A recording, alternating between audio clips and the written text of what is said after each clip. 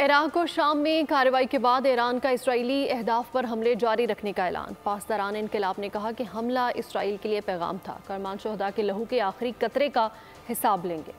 Iran का Israeli अहदाफ के खिलाफ ऐलान जंग। इराक हमलों के बाद कार्रवाइयाँ जारी रखने का ऐलान कर दिया। पासदारान इनकलाब के मुताबिक इराकी कुर्दिस्तान में मूसाद के हेडक्वार्टर को बैलिस्टिक मिसाइल से निशाना बनाया। यह हेडक्वार्टर अमरीकी कौंसल खाने के साथ वाक़ था। ईरान ने गुज़िश्ता माह शाम में 3 पासदारान इनकलाब कमांडर्स की शहादत का बदला लेने का भी ऐलान किया। शाम में दाइश पर होने वाला हमला ईरान की जानिब से किया गया सबसे तवील हमला करार दिया जा रहा है।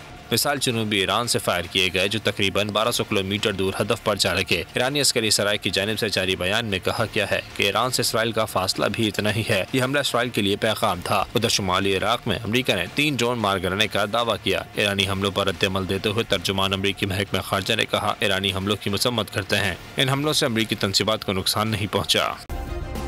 सब्सक्राइब करें और बेल दबाएं ताकि कोई खबर रह न जाए।